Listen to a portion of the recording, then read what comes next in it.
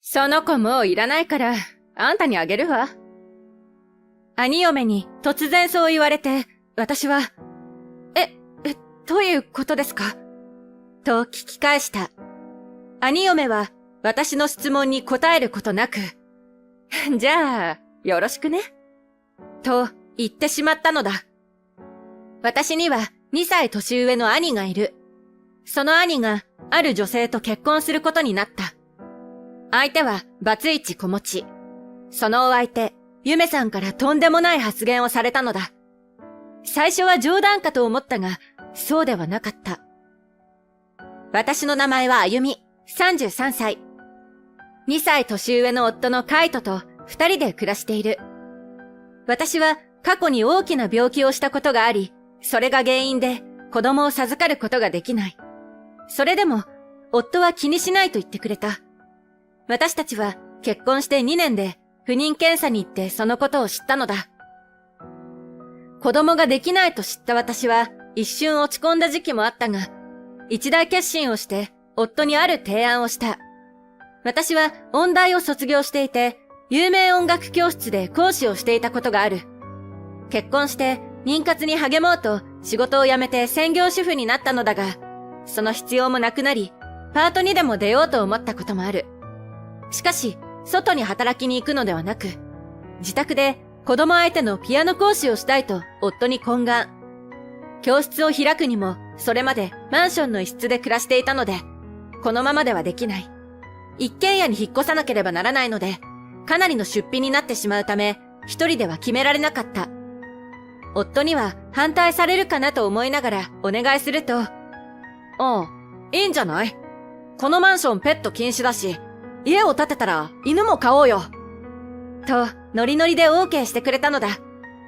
引っ越し資金はかなりかかったが、近所に住む私の両親が頭金を出してくれた。実は、実家は地主で、ここら辺の土地をいくつか所有していて、父は会社の経営もしている。その会社で、兄は専務として働いていた。そのうちの一つを私たちに譲ってくれ、その土地に完全フルオーダーの一軒家を購入したのだ。玄関を2つに分けて、家の中から教室に行き来できるようにした。そして、ペットに白いトイプードルも迎えた。名前はモコ。はじめは細々とやっていたピアノ教室だったのだが、ありがたいことに口コミで広まり、教室を開いてから3年目の今では、週に30人ほどの生徒さんを受け持っている。犬が好きな生徒さんは帰り際、モコと遊んでくれる。モコはとても可愛がられていて、人懐っこい犬に育ってくれた。私のピアノ教室が軌道に乗ってきた時に、不幸が訪れたのだ。私の両親が宿泊先のホテルで火災に巻き込まれて他界してしまう。その両親の葬儀に兄が婚約者を呼んでいたのだ。親族一同、誰も見たことのない女性と小学生くらいの男の子が通夜の席に現れた。通夜が終わり、会場の隅でその女性が誰かを探している。兄を見つけるや否や、女性は男の子を置いて兄に駆け寄っていく。今日は私をご家族に紹介してくれるのよね。その女はこの場にふさわしくない言葉を発した。その言葉を聞いてしまった私と夫は顔を見合わせた。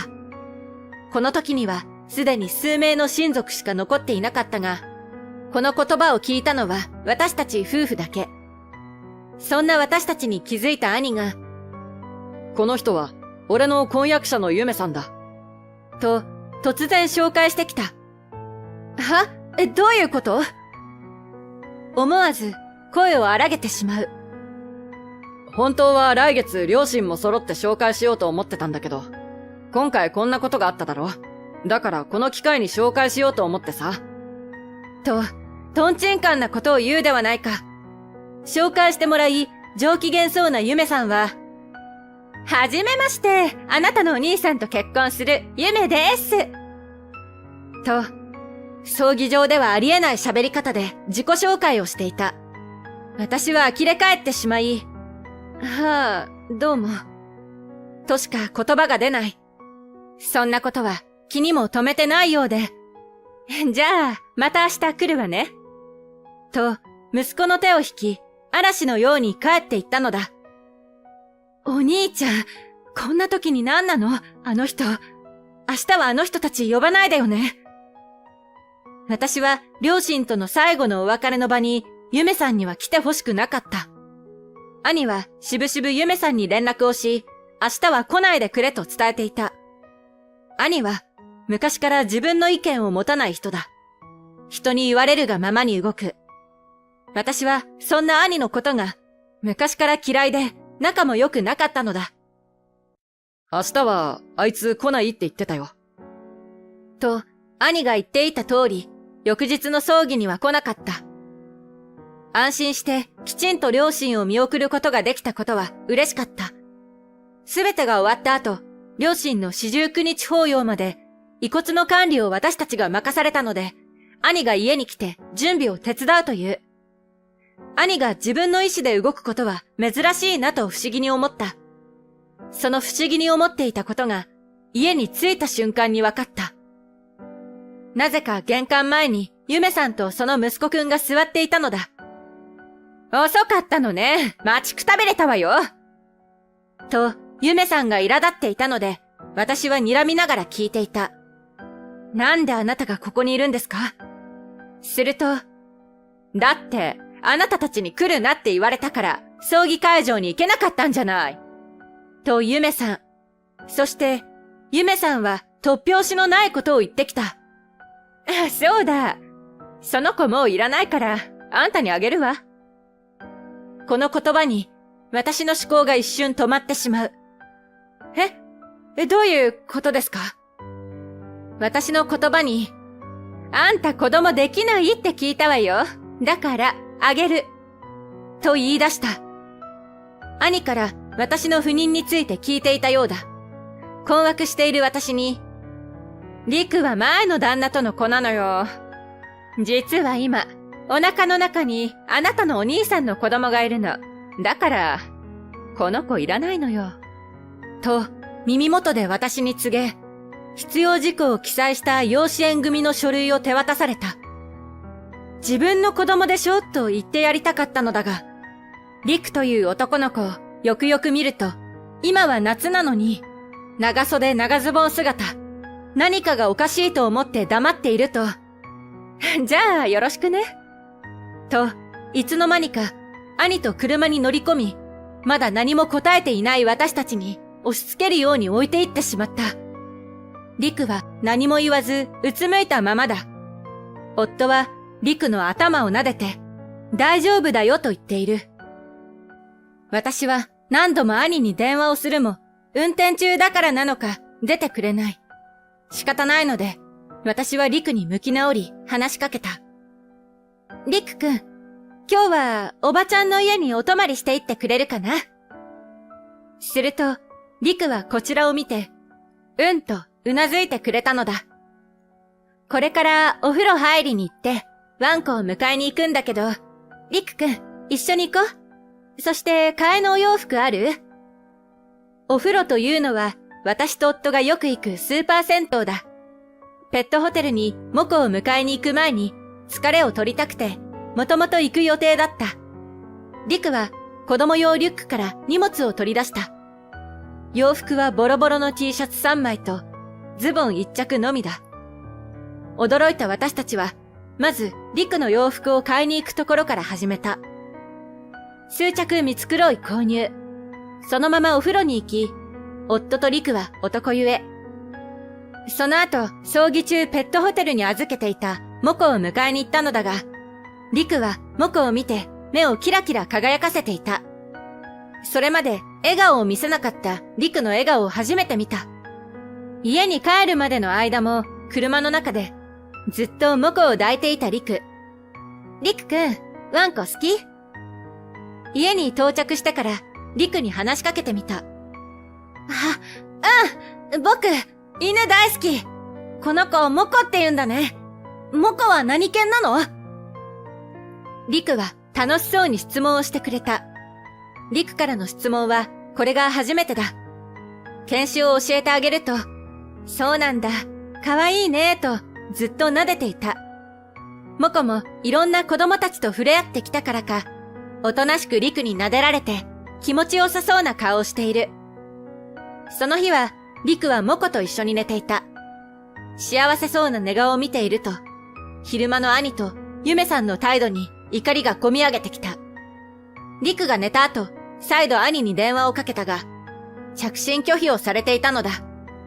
一応メッセージは送ったが、きっとこれも見ないだろう。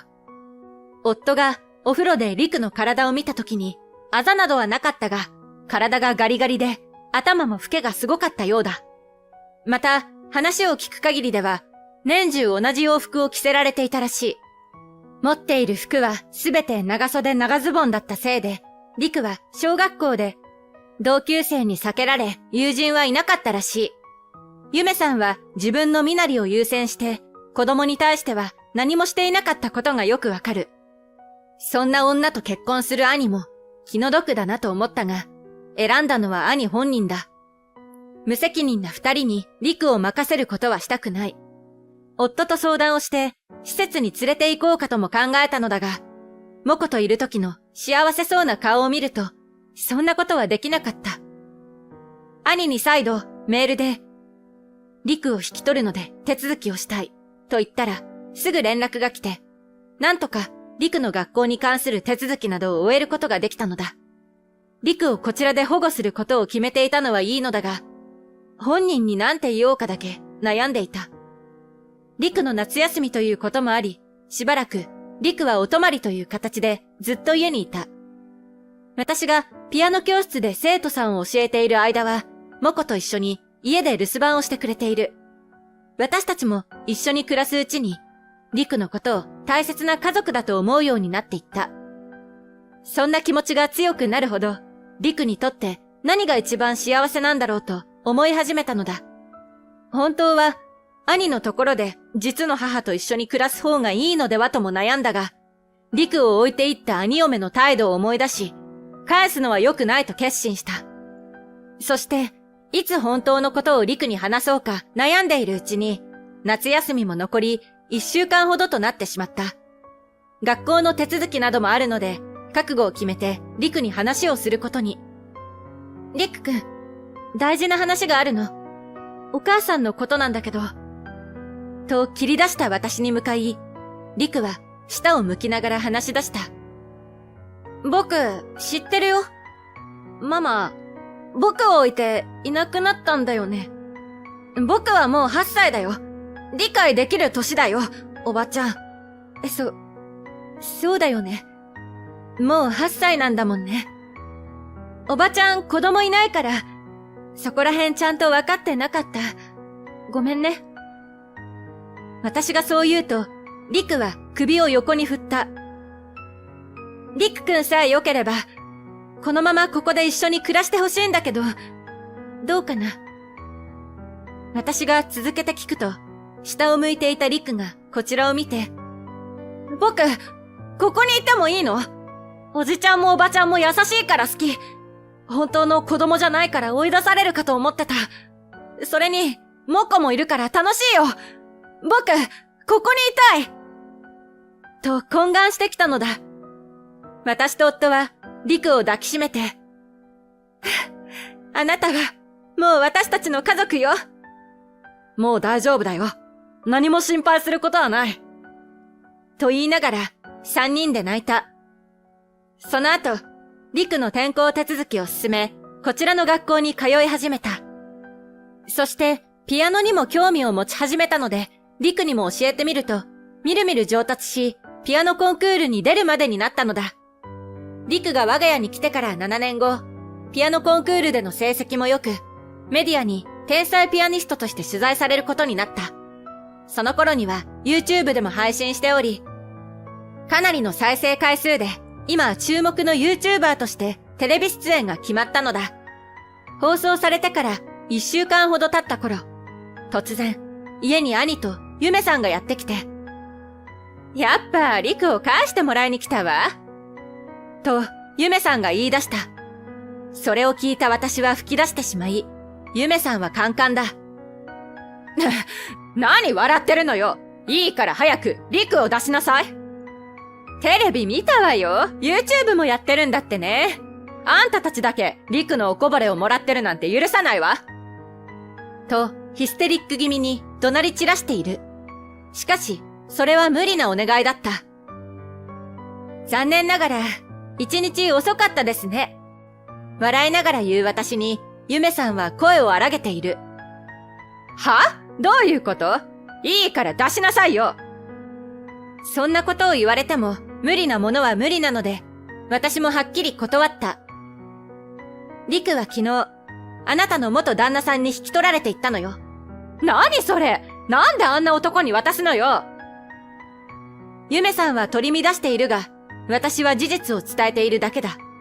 しかし、元旦那という言葉を聞いた兄も突然言葉を発して怒り出した。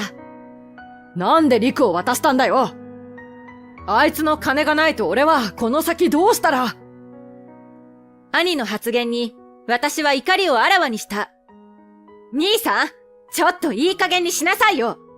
あんたね、今まで陸と関わったことないでしょ？それが何？自分の会社が危ないからって、あの子のお金を当てにするのはやめて。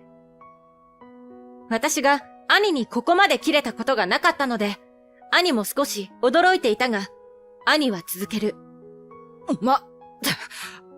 兄貴に向かってあんたとは何なんだ。それよりも、金も少しはそうだけど、前の旦那は外で女作って、家でも陸にひどいことしてたんだぞ。そんな奴に引き渡したら、この先どうなるかわからないじゃないか。あら、私が聞いた話とは真逆のようだけど、どっちが正しいのかしらね。ゆめさん。兄の言葉を聞いた私は、ゆめさんの方に向かい問いかけた。すると、ゆめさんの顔が、みるみる青くなっていった。ゆめさん、どうしたんですか？顔色悪いですけど。私が問いかけると、ゆめさんは話をそらしてきたのだ。それより、どうしてあの人が陸を引き取るなんてなるのよ。あの人も金目当てで陸を引き取っていったってこと？そんなわけないじゃない。ゆめさん、元旦那さんの仕事を知らないんですか？作曲家の和彦さんって知らない？え？嘘。あの人、私と一緒にいた時全然売れてなかったのよ。それなのに、今はアイドルとかの曲を作ってるあの和彦？そうよ。その和彦さんが陸のことを知って会いに来てくれたのよ。そして、陸が自分の意志で和彦さんの元に行ったのよ。実は YouTube に陸の動画を配信するきっかけとなったのが、陸の父親を探すためだった。陸は私たちと暮らすようになってから、ジップの話をよくするようになった。陸は父と暮らしたいんだなと考えた私は陸に、お父さんに会いたい？と聞くと笑顔でうなずいていたのだ。なので、陸の父の名前を聞いて、SNS などで探して同じ名前の人に YouTube を見てもらえないかコンタクトを取り、和彦さんがその YouTube を見て返信をくれたのだ。和彦さんも陸を探していたようで、陸が大事にしているペンダントが映った動画を見て、和彦さんは確信したらしい。何はともあれ、ゆめさんたちが来る前に陸のことを和彦さんに引き渡せてよかったと思う。ゆめさんはその場で泣き崩れていた。それと同時に兄が、金貸してくれと、私に土下座をしてきたのだ。やっぱり、会社はそこまでヤバくなってるんだ。さっきは、釜かけたけど、まさかそんなに危ないとは。情けない。お父さんたちから引き継いだ遺産はどうしたのよ。兄は両親がいなくなるまで実家で暮らしており、いい年をして親のすねをかじっていた。就職も親の会社にコネで入社していたのだ。大して仕事をしていなかったが、専務として働いていた。私は親の会社に興味がなかったのでどうでもよかったが、兄は父の会社を引き継ぎ、そのまま会社の社長になったのだ。しかし、兄の経営はずさんで、この7年で倒産寸前まで追い込まれていると聞いた。ちなみに、両親の遺産は、高級車やタワマンの購入費に消えたらしい。その後も、会社のためにと危ない投資話に乗り、資金をすべて巻き取られてしまったという。そんな時にリクのテレビ出演を偶然見て、ユメさんと共に取り戻しに来たということだ。人のお金を当てにしないで、自分で何とかしなさいよ。私はそう告げ、玄関から二人を追い出した。その後も玄関の前でユメさんと兄が騒いでいて、近所迷惑になると思った夫が警察に電話をしてくれた。到着した警察に二人は連行されていったのだ。その後、二人の間に生まれていた子供へのネグレストも発覚したようで、子供は児童養護施設へ引き取られ、刑務所の中へ二人仲良く入ったそうだ。一方で、リクはジップの下で作曲を勉強し、高校生とピアニストの二足のわらじで頑張っている。リクと離れると決めた時は悲しかったのだが、毎月欠かさずに手紙で近況を教えてくれる。たまにモコにも会いに来てくれるので、ちっとも寂しくない。リクが家を出る時には、僕は、おじちゃんとおばちゃんのことを、ずっと本当の親だと思ってたよ。僕のことを、引き取ってくれて、ありがとう。と、泣きながら言われた。そんな言葉をもらった私たちも、しばらく涙が止まらなかった。今は、リクが演奏する曲を、子供たちからもリクエストされ、私もリクの曲を勉強中だ。これからも、たくさんの子供たちの成長を見届けていきたいと思う。